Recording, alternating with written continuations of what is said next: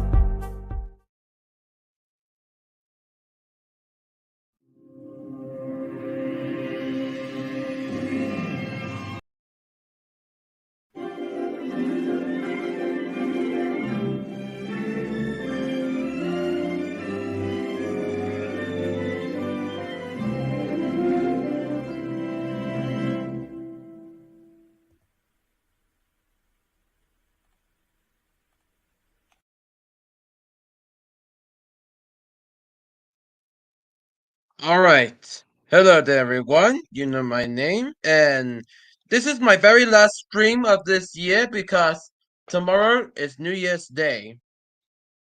Yes. Today, what are we going to talk about in New Year's Day? I mean, New Year's Eve. Well, it's the 4 locomotives that built for the Midland Railway. That will be a compound. The Midland Railway 1000 class. It's this engine right here. It's a 4 locomotive because this is a Midland compound. Because it's a 4 pilot wheels, 4 driving wheels, and no driving wheels because this engine has a larger boiler and there's a tender right here. So-called Fowler tender or tender whatsoever.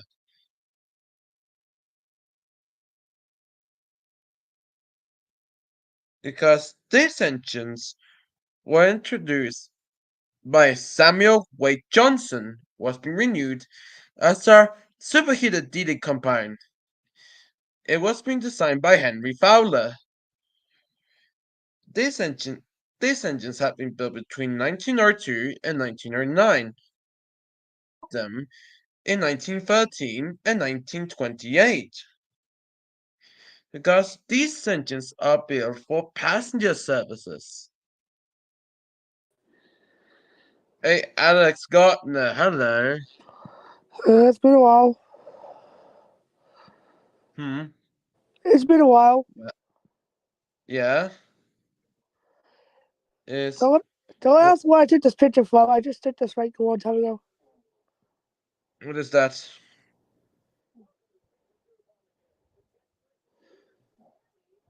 Well, we'll talk about these Midland compound locomotives.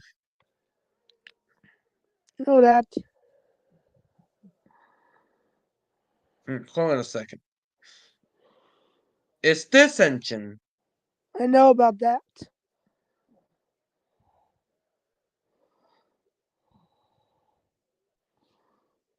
Well, these engines are used for passenger services. I already knew that. Please, please. The new half. For some reason, I found this rotating engine on Google. Yes, but these engines are built for speed, not slow speed, because they're an express passengers, because these engines are using for the locomotive for this. And also, I reserved. I think there's one reserved. I think there is. I don't know. Yes, yes, but all is very looking good for them because these engines are using for working harder. Mm. Even so, the engine was extremely working hard locomotive, but extremely good because I think it's just like a great inch, like a I think it's a different sound. But God damn, my voice. I had to fix my voice. My voice was like real dry. Sorry about that. You can continue. well, so some these locomotives have somewhat incidents, I think, because in 1904, number 1040 was Hornet Express was derailed at Osprey, Buckinghamshire during a spin on the curve. The train number 1042 was Hornet Express passenger train that collided with a wreckage just their speed.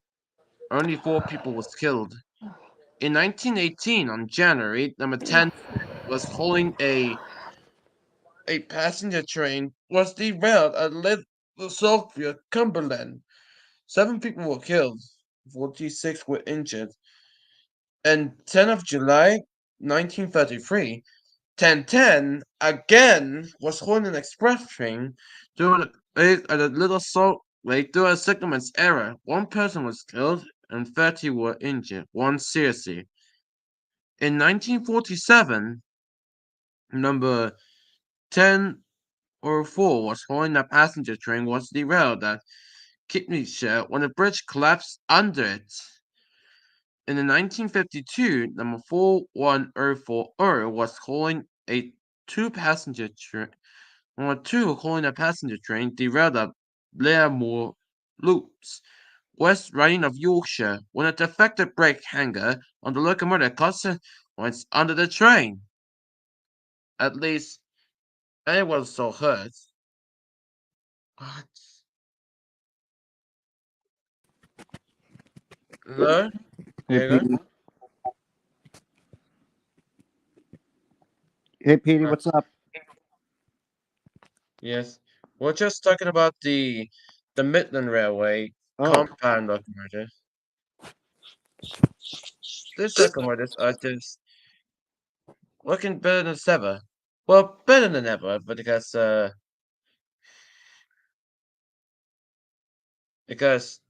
these engines are working hard. But eventually, these locomotives have very short distances.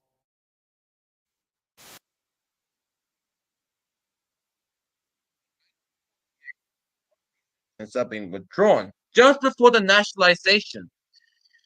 By the early 1950s, one by one, all these engines are being withdrawn from service, one by one. But in 1953, only one is just left. It's, of course, the prototype, number 1000.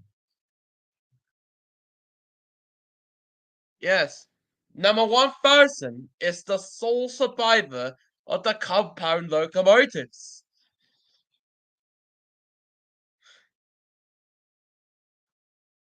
And yes,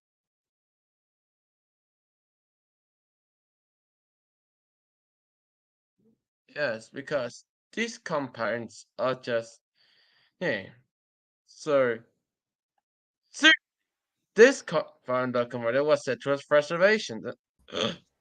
Hey, Gabe, what's up? hey, Hello. Gabe. Hey, Diego. Yeah. Uh, we're talking about a, a compound locomotives ourselves, and yeah, anyway. I found this one. I found this one. I found this. So, what happens to 1000? Well, let's find out. Whilst number 41157 was destined for the scrap heap in 1960, the first of the line, number 41000, was destined to live on. Here we see her in her final British Railways guise at Crewe Works before being taken to Derby for a complete overhaul and restoration.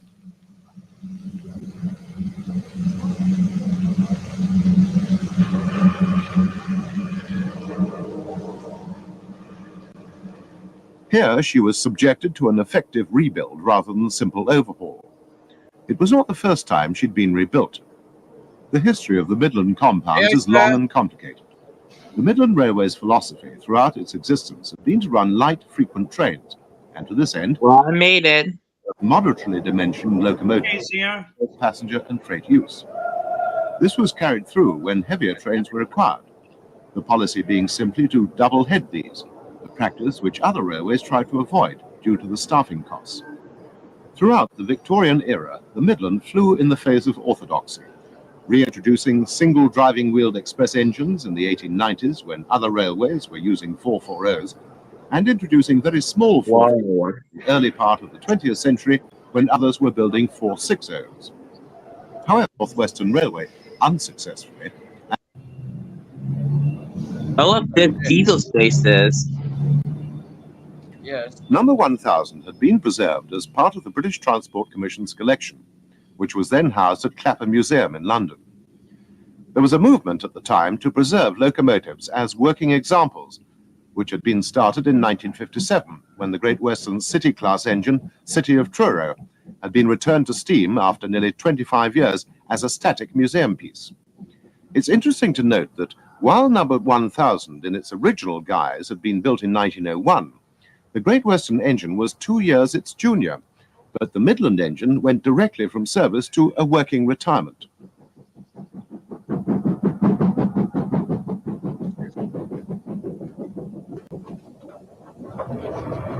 Wait, is that a gypsy? That was a J15. Official photographs a were taken at J50? Works, That was a a traditional gypsy. place for Midland Railway photography.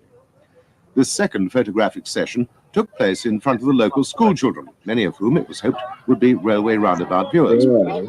The engine had been taken back to Derby to be turned to allow pictures of both That sides. was Thomas character. She was finished in the full glory of the Midland's Crimson Lake livery, with that railway's heraldic achievement on the cab sides, topped by the famous wyvern.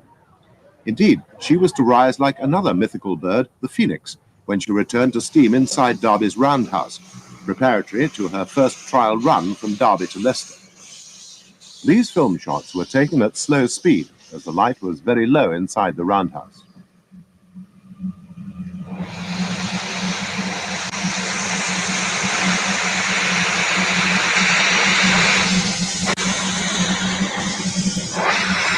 From Derby Station. The man on the right is John Scholes, the first curator of the Clapham Museum and the British Transport Commission. The restoration of number 1000 was very much his project, and he was extremely particular in ensuring the magnificent finish was not harmed. The engine was coaled by hand and banned from passing under a coal. Pat Whitehouse had the full cooperation of Derby on this trial run and rode in the first coach. Leaning out of the window, he recalls that 3 people held his legs for these shots. How fast can they go?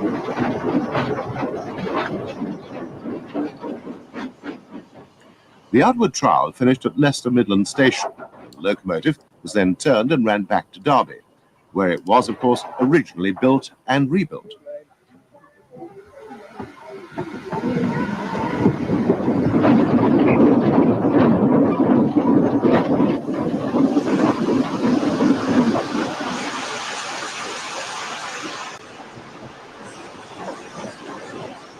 The first notable rail tour was run to celebrate the Golden Jubilee of the Stephenson Locomotive Society, or SLS, which was founded in 1909, and the tour started at Birmingham New Street, from the Midland's number 4 platform. Yes. How fast can they go? Which became the successor to Clapham. She was destined for a further spell of mainline working in the early 1980s, but is now retired again alongside the pride of York, the famous Mallard, which was still a mainline locomotive in 1959. It was not until it retired in 1963, the same year that one Scotland was saved. Number 1000's mentor, John Scholes, was instrumental in drawing up the famous British Railways list of historical locomotives for eventual preservation, which of course included both number 1000 and Mallard. Today that list forms the backbone of the collection of the National Railway Museum at York, where these locomotives are preserved for the benefit of the nation, along with the railway roundabout films themselves, from which I thought they were gonna. I thought they were gonna reserve. Fun fact here is that the I thought they were gonna do a locomotive second one. that's being participating into rail fair, Question: how many were built? into the Question: how many were Rocket built again? 150 anniversary. Even the cavalcade of Shildon. 150 were built. And so yeah. So you were telling me it'd be kind of funny if the 1100 guy, if like 1100 and the guy was out. Because it went up to There it is, 1149. There it is. Hence more events of that conflict, including this one. Wait, that's Donald Douglas bases. Now, a Midland compound. What kind of whistle is The that? name of the place where locomotives might gather, but in fact, what does it mean? Well, it's a term used to denote the way in which the steam is used in the locomotive. Most steam locomotives in Britain are what we call simple. That is, the steam is used once in the cylinders and then exhausts through the chimney up to atmosphere. But in a compound locomotive, the steam passes through a high-pressure cylinder and then into a lower-pressure cylinder before it goes through the chimney. So it's called compound use of steam. And This is a memorable number, isn't it, that one? yes, indeed. This was the very first Midland compound to be built in 1902, and it was rebuilt to this shape in 1914. And the carriage it's pulling, the dining car, was also built in 1914, so it's an exact contemporary pairing from the same railway. And typical of the Midland, even the third-class dining car is very elegant. Yes, the Midland was a great pioneer in third-class railway travel. It forced many of the other railways to follow suit or lose customers, and we're very pleased to have this particular pair in the museum at York, because they do represent all that was best about Edwardian and travel of that time. The emancipation of the lower orders. Indeed. And why not?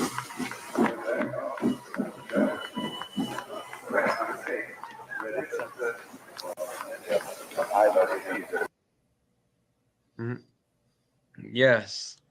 So this locomotive is a participated 100, but yes, this engine is very good at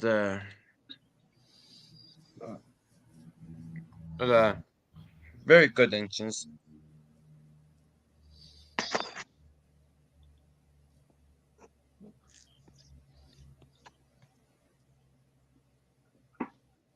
Wait, is Diego yeah. No, I'm still here. Well, wait, hold on. I'm trying to look for something. Wait, Plus. Diego, what do you think of the Brave locomotive?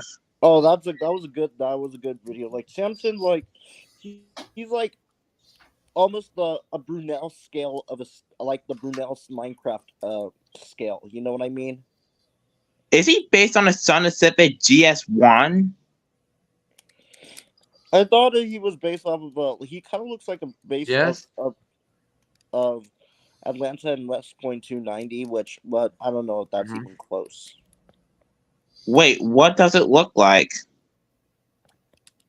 I don't know. It kind of looks like either a Santa Fe 2600 class, there's no way a Union Pacific So this engine was a very good and at least.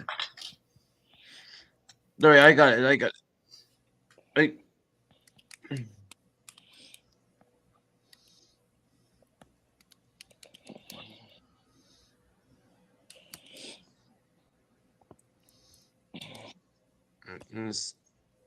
This engines are very good, but yes, And so, we were still on static display. So, this engine was still on static display at the National Railway Museum in York. Whoa. Is it still running or on display now? So that's, and so yes, we're ready to talk about the the the Midland Railway. Until next year, we're gonna talk about another locomotive. It's the Southern Railway's U class 460s. The U class? What do they look like? Um, let me show you. Let me show you.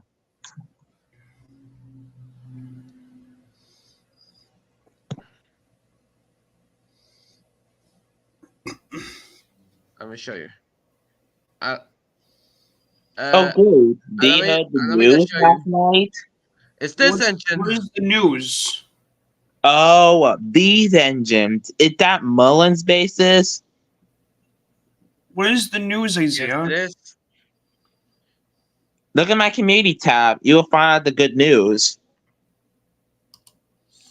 That's it. So thanks for watching, guys. Be sure to comment, rate, like, share, and subscribe to our channels. Remember, keep on streaming. Oh. We'll see you See you all in next year. 2024.